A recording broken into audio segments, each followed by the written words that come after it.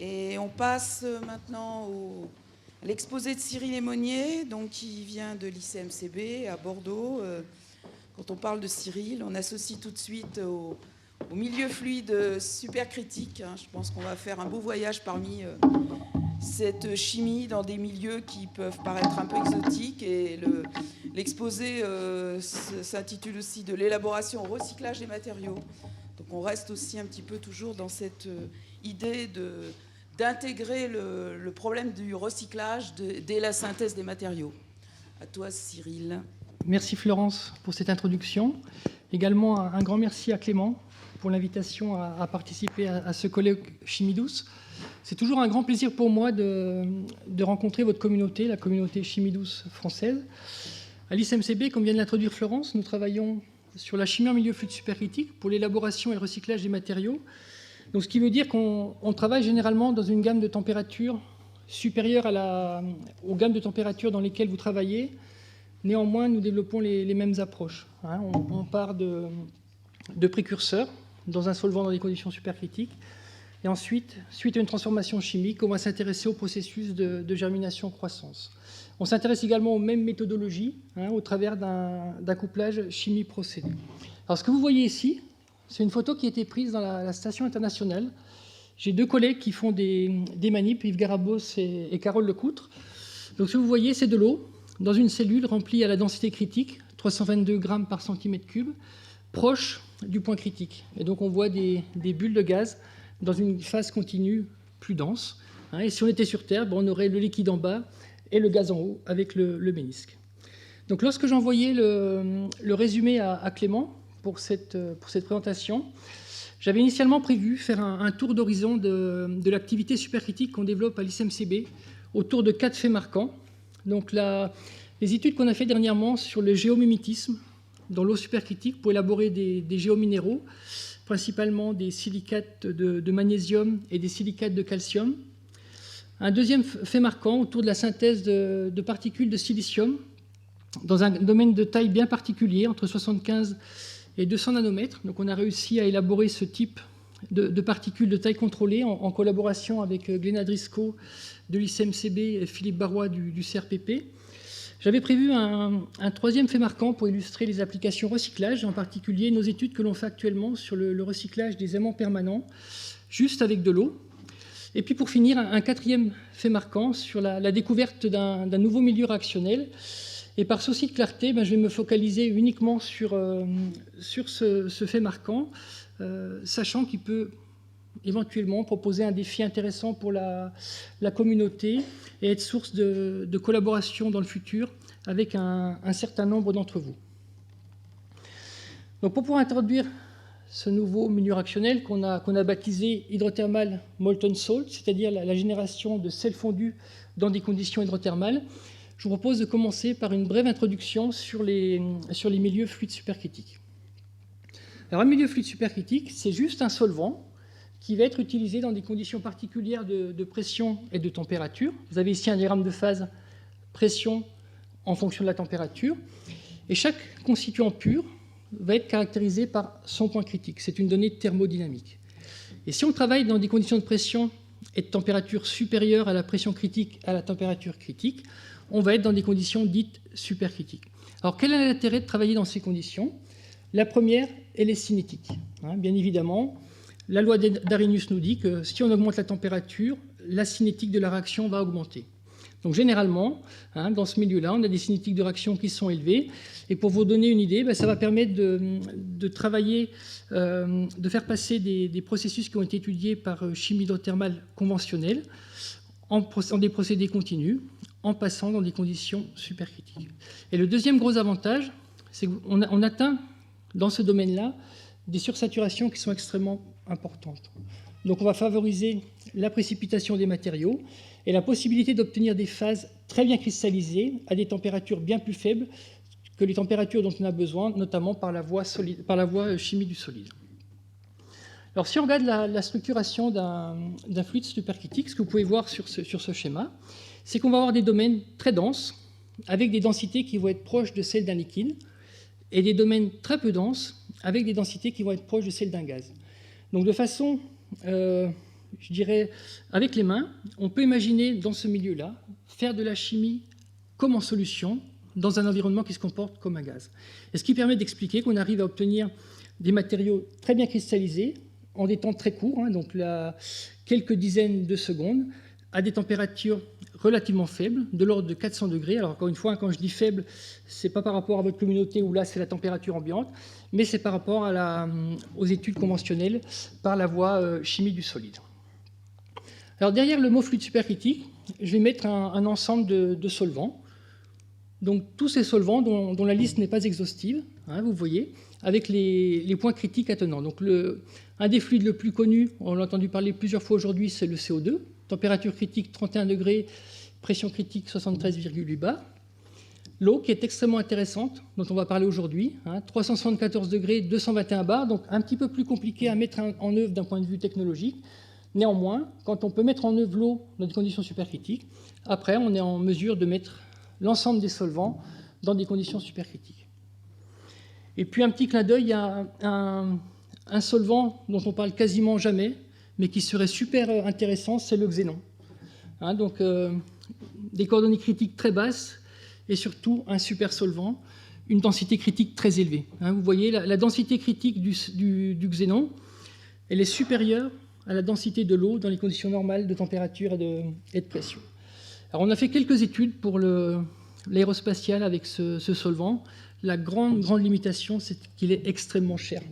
Donc son utilisation est très limitée.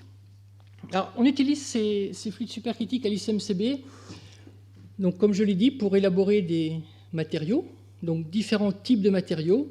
Et depuis maintenant plus de 10 ans, on s'intéresse également au processus inverse, donc utiliser toutes les compétences qu'on a pu capitaliser sur les processus de germination-croissance pour la déconstruction et le recyclage des matériaux. Et on a également un nouveau sujet qui a été introduit dans l'équipe par mon collègue Samuel Mar, qui est la microbiologie haute pression, et qui va faire partie des défis pour nous dans le futur.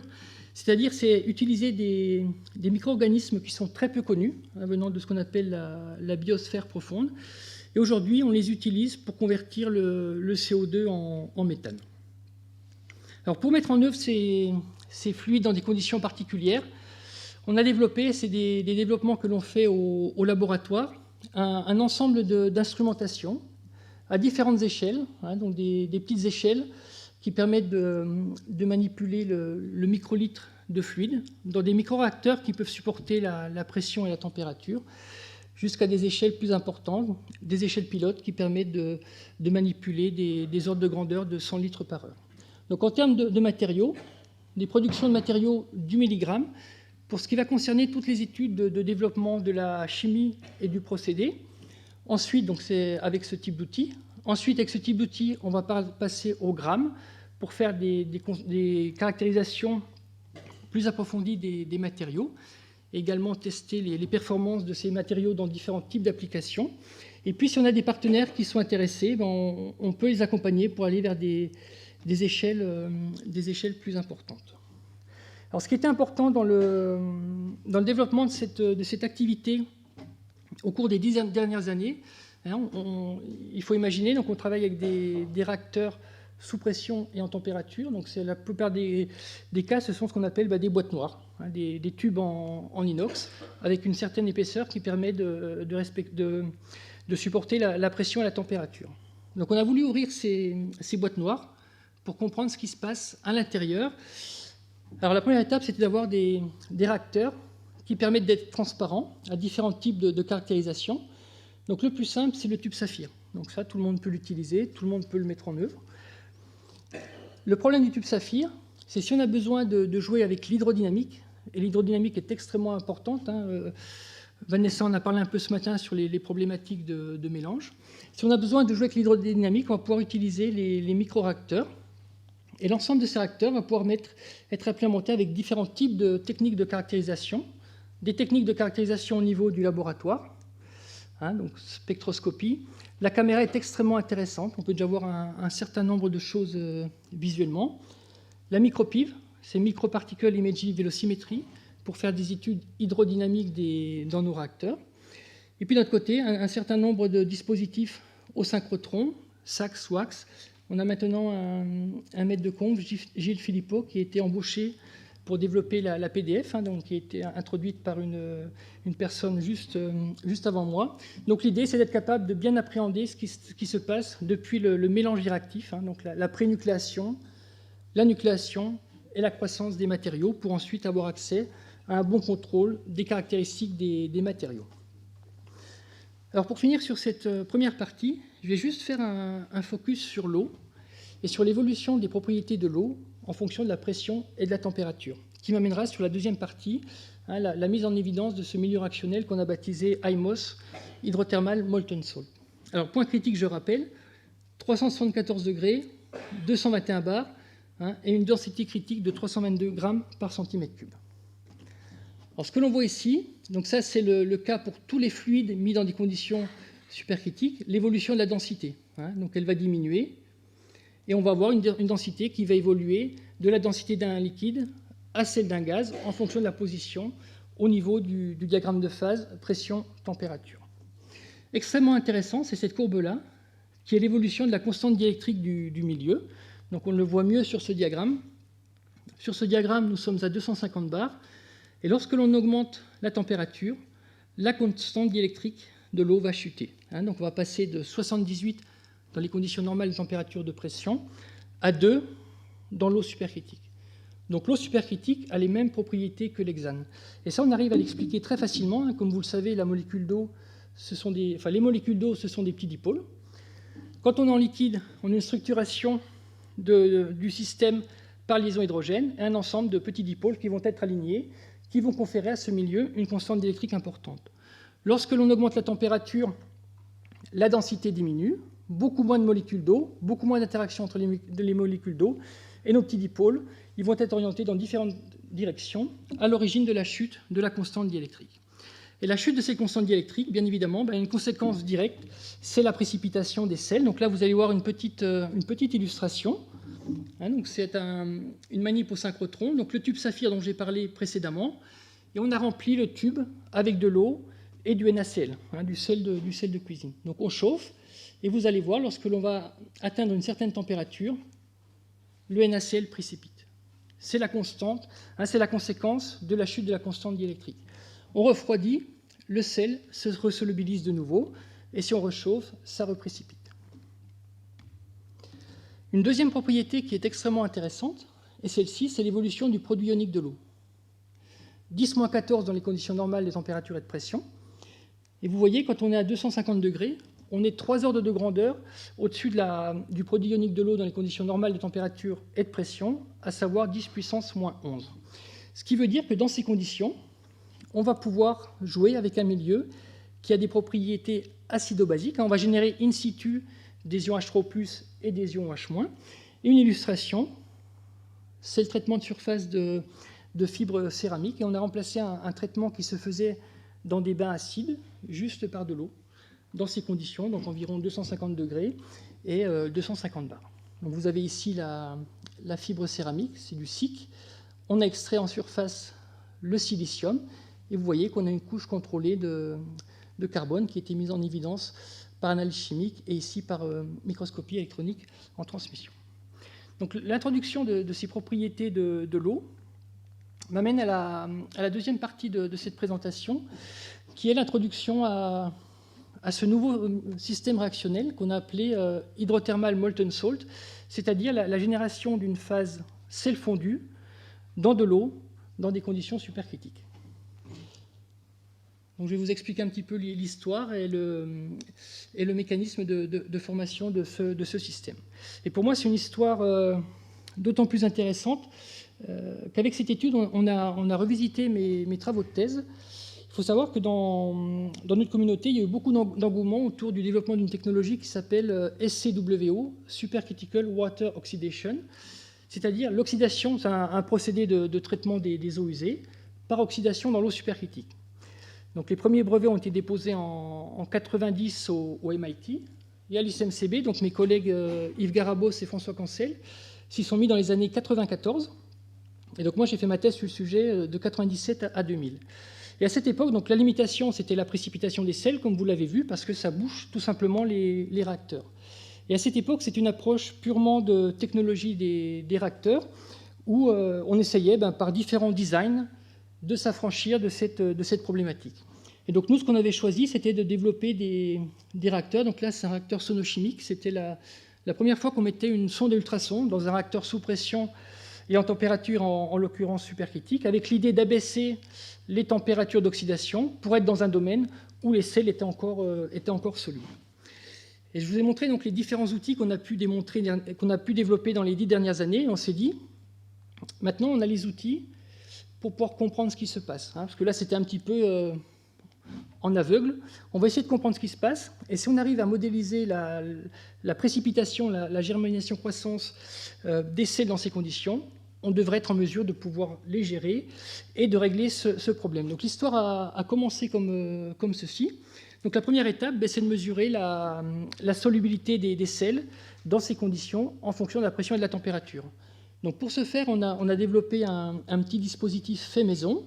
On fait passer de l'eau qui contient un sel, et on peut contrôler les conditions de pression et de température, et là on a un filtre pour bloquer le précipité.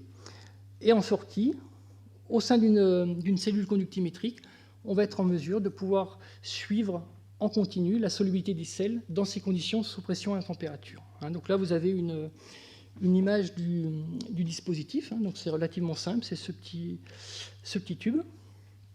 Et donc la première chose, on a travaillé sur le sulfate de sodium, qui est un sel qui a été extrêmement étudié dans notre communauté, en particulier lors de cette aventure sur le SCWO.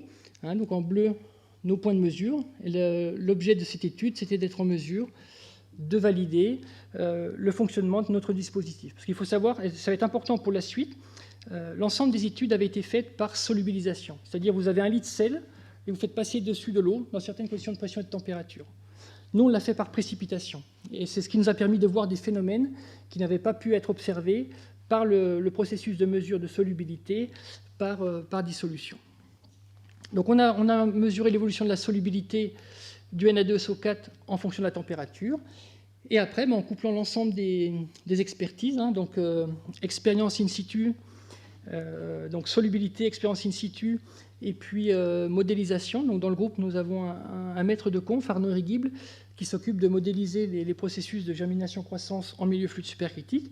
On est en mesure de proposer les premières modélisations sur la précipitation de sel dans l'eau supercritique.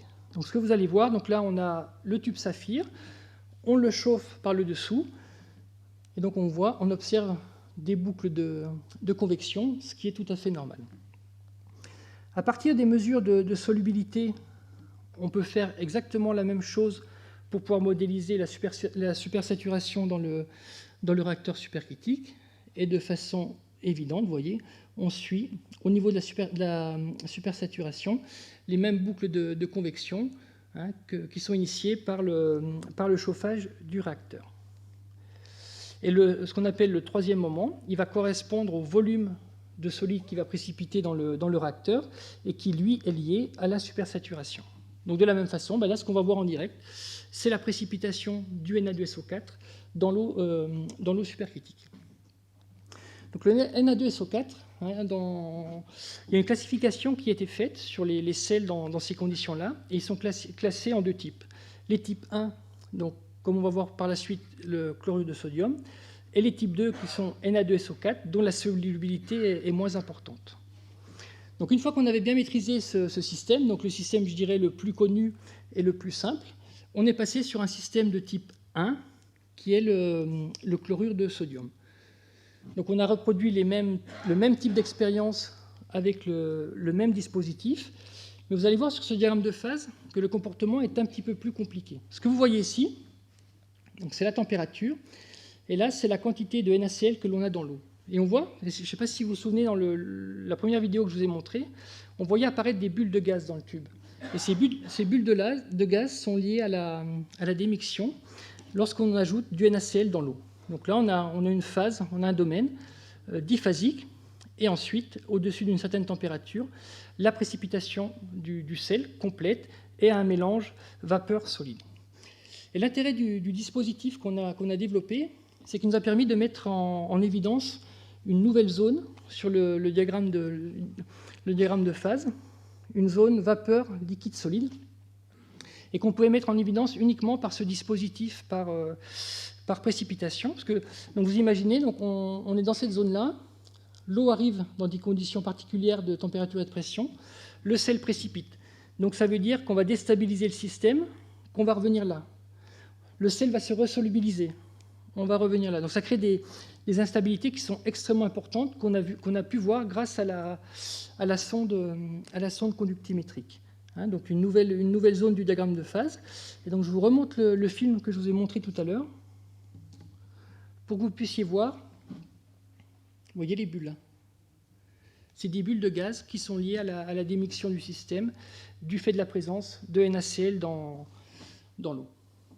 Alors, à cette étape-là,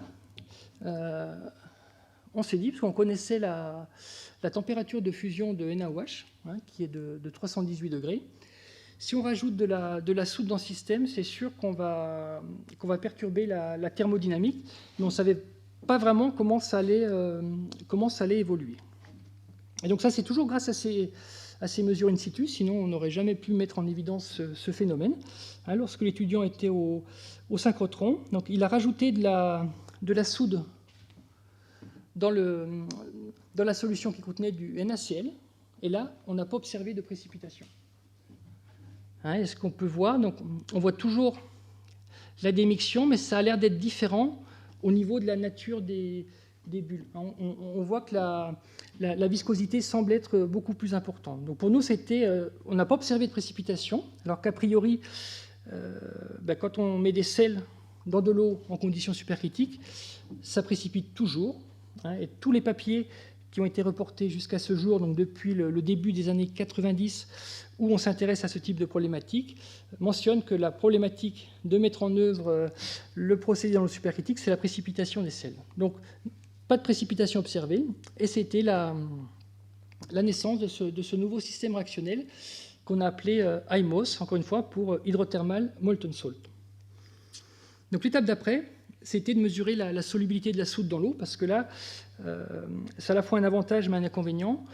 Il y a très peu de données dans la littérature. En particulier, pour ce système-là, il n'y en avait absolument aucune. Et la difficulté, vu que la soude fond, mesurer la solubilité d'un système où on a deux phases de densité différentes, ce qu'on a fait, on a mis en place, grâce au réacteur avec les billes de carbone, un système poreux qui permette de séparer les deux phases par rapport à leur viscosité, sachant que la phase la plus visqueuse, donc molten salt, mettait plus de temps à traverser le lit. Et grâce à ça, on a pu mesurer la solubilité de NaOH. Donc vous voyez, là, donc on a l'évolution de la solubilité en fonction de la température. Donc juste, vous voyez, l'ordre de grandeur, 400 degrés, on est à peu près à 100 ppm au niveau de la solubilité de la soude. Et donc ce qu'on a montré, c'est que NaOH précipite à une température au-dessus de sa température de fusion. Donc le mécanisme que l'on propose, encore une fois, ce sont des résultats qui sont récents, donc tout est à faire sur la compréhension de ces systèmes d'un point de vue thermodynamique, hydrodynamique, mais également de la réactivité dans ces systèmes. Donc ce que l'on propose comme mécanisme, donc la soude est soluble dans l'eau. Quand on arrive à 400 degrés, vous avez vu que la solubilité diminue de façon draconienne, donc la soude va précipiter et va fondre instantanément, parce qu'on est au-dessus de la température de fusion de la soude, et on va générer donc ces phases. On a deux phases, en fait, une phase aqueuse et une phase plus visqueuse, constituée principalement de soude fondue. Alors, la première question qu'on s'est posée, c'est quelle est la structure de cette phase sel fondu. Donc, toujours pareil, grâce au tube saphir, on a pu la mettre en évidence. Et ça, vous l'aviez vu juste avant dans le film pris au synchrotron, où on voyait apparaître cette phase plus dense. Donc, elle se présente sous la forme de gouttelettes dans la phase aqueuse. Donc, pour nous, ça ouvre des perspectives intéressantes du point de vue de l'hydrodynamique, parce que c'est des choses qu'on a déjà bien étudiées en profondeur dans nos procédés, en particulier la possibilité de jouer sur différents types de forces, les forces inertielles, interfaciales et visqueuses. Et pour vous donner une idée de ce que l'on pense pouvoir faire avec ce système, c'est ce qu'on a déjà fait et modélisé pour des systèmes plus simples, au CO2. Alors là, je ne vais pas rentrer dans le détail, mais c'est des diagrammes assez classiques pour les gens qui s'intéressent à l'hydrodynamique, où on regarde l'influence du rapport entre les forces inertielles et les forces interfaciales et visqueuses. Donc généralement, il y a deux régimes qui sont facilement accessibles par les personnes qui font de la microfluidique classique, dripping et relais. Et les fluides supercritiques permettent d'arriver à un régime particulier, qui est le régime qu'on appelle atomization-like, dans la mesure où on arrive à atteindre dans ces systèmes des nombres de Reynolds qui sont très importants. Donc le nombre de Reynolds est proportionnel au rapport entre la vitesse et la viscosité. Donc on est dans des systèmes où les vitesses sont importantes et la viscosité est faible. Donc ce qui fait qu'on arrive à atteindre des nombres de Reynolds très importants, supérieurs à 10 000. D'accord ? Et donc je vais vous donner une illustration de ces différents régimes. Donc là, on a le dripping, le relais et l'atomization-like. Et donc nous, ce que l'on pense, c'est qu'on devrait pouvoir jouer avec ces systèmes IMOS de la même façon d'un point de vue hydrodynamique que ce que l'on fait avec des systèmes plus classiques. La question d'après, c'est pourquoi faire ? Donc c'est vrai que la première des choses qui nous tenait à cœur par rapport à toutes les études qui ont pu être faites dans le passé, c'est de gérer le problème de précipitation des sels dans l'eau supercritique. Donc là, on a fait une manip très très simple. Donc 400 degrés, 250 bars. Donc on fait passer du Na2SO4. Donc vous avez vu que c'est un sel dont on maîtrise aujourd'hui la précipitation. C'est quelque chose qui a été modélisé. Donc on précipite du sel dans le réacteur et ensuite on fait passer de l'eau avec de la soude. Et donc on a montré qu'on arrivait à extraire l'ensemble du Na2SO4. Alors ce qui est intéressant, c'est qu'on arrive à des solubilités de Na2SO4 dans la soude fondue supérieure à 40% massique, et ça correspond exactement à la valeur que l'on retrouve dans le diagramme binaire soude Na2SO4. Donc une question qu'on s'est posée forcément, aujourd'hui on ne connaît encore pas la composition de cette phase fondue. Il y a certainement un petit peu d'eau, mais dans la mesure où on est très près du diagramme thermodynamique du binaire Na2SO4 NaOH, ça veut dire que la solution congénère est quand même relativement proche d'une solution pure de NaOH fondue. Et puis on propose une solution à un problème qui existe depuis plus de 30 ans dans la communauté. Donc c'est un changement de paradigme, parce qu'aujourd'hui, entre guillemets, des sels peuvent être solubles dans l'eau supercritique. Et donc ces résultats ont été testés à plus grande échelle, donc sur une installation de taille industrielle, et ça fonctionne.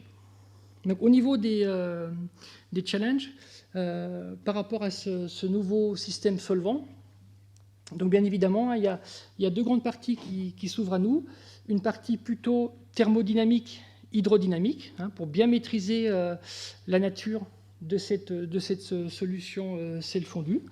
Et puis, du point de vue de la chimie, alors c'est là que je vais faire un appel du pied, parce qu'on n'a absolument aucune compétence sur la réactivité chimique dans les systèmes sel fondu. Et je sais que dans la salle, il y a des experts. Et donc, du coup, ce qu'on souhaiterait, nous, c'est pouvoir étudier la réactivité dans ces systèmes, donc, principalement pour faire des matériaux. Et ce qu'on est en train de faire là, on est en train de faire une recherche bibliographique pour voir les résultats qui pourraient être expliqués avec ce système-là. Parce qu'il y a un certain nombre de résultats où les personnes ont besoin d'être en milieu qui est qualifié de très basique. Donc ils étaient obligés de mettre beaucoup de soude dans leur système pour pouvoir précipiter la phase souhaitée. Et il est possible que ça vienne du fait de la génération de cette phase sel fondu. Et un exemple, par exemple, c'est pour la synthèse de LiCO2. Dans ces conditions-là, il faut généralement des ratios lithium sur cobalt qui sont supérieurs à 10. Donc c'est une question en se disant, ça veut dire que déjà, cette technique ne peut pas être utilisée pour faire ce matériau, parce qu'on ne peut pas se permettre d'utiliser 10 fois plus de lithium que de cobalt. Mais c'est certainement une explication pour la dernière phase du mécanisme, hein, où on doit couper une liaison OH pour substituer l'hydrogène par le lithium. Et c'est certainement cette phase sel fondu, hein, parce que le lithium, l'hydroxyde de lithium a une température de fusion légèrement supérieure à l'hydroxyde de soude, mais c'est exactement le même comportement.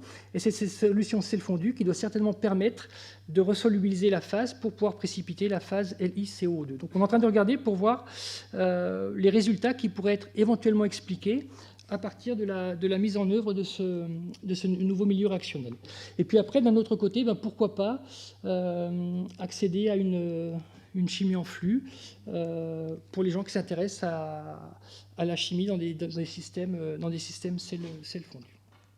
Voilà, donc pour les challenges en ce qui concerne notre activité. Donc au niveau, le fil conducteur de l'activité, c'est vraiment la compréhension des processus de germination-croissance dans les milieux fluides supercritiques, avec l'idée d'être capable de modéliser les phénomènes, donc du processus au procédé. Donc là, on a franchi une première étape avec la précipitation des sels. Donc c'est un système très simple, parce qu'il n'y a pas de physique, il n'y a pas de chimie. Donc l'étape d'après, c'est de rajouter un processus physique. Donc là, c'est ce qu'on est en train de faire, pour ensuite accéder à l'ajout d'un processus chimique, être capable de vraiment modéliser l'ensemble des choses.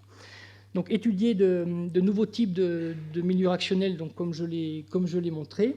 Et d'un point de vue matériaux, ce qu'on va essayer de faire, c'est d'être capable, donc c'est introduit par Guillaume ce matin, de synthétiser par des approches bottom-up des feuillets. Et ça, on ne l'a encore pas publié, mais on l'a mis en évidence sur des manips in situ, ou sur ces matériaux silicates de magnésium. On voit la formation du feuillet avant la formation du matériau lamellaire. Donc l'idée, c'est d'être capable de stopper la croissance à ce moment-là. Au niveau du recyclage, c'est un thème qui est extrêmement important, hein, et qui croît de façon extrêmement importante au niveau du groupe. Donc là, c'est des projets qui sont terminés en transfert de techno. Actuellement, on travaille beaucoup sur le recyclage des aimants permanents, et on est en train de structurer des projets sur le recyclage des batteries.